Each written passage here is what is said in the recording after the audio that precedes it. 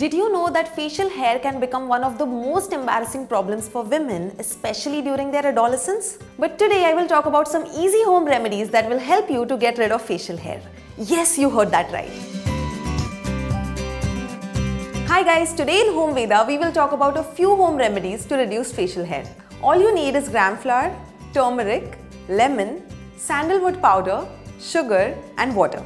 Let me take you through our first home remedy. All you need to do is take a bowl, take some gram flour.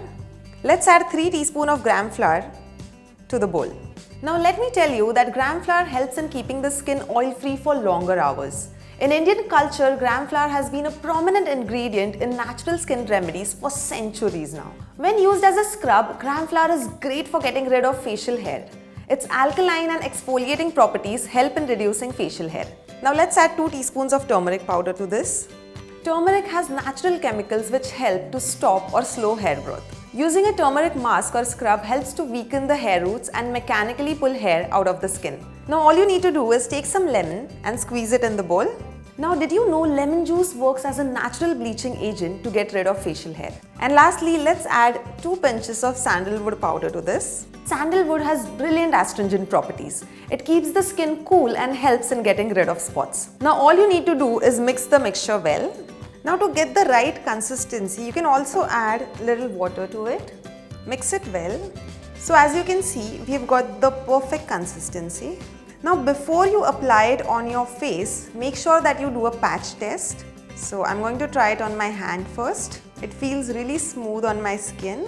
Now once the patch test is done, you can apply this paste on your face and keep it for 15 to 20 minutes. Then rinse with water and dry your face. This paste should be applied every day for a full month or till you see the results.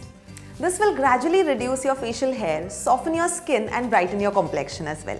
Now let's talk about the next home remedy for facial hair, which is known as sugaring. For this, all you need to do is take a bowl.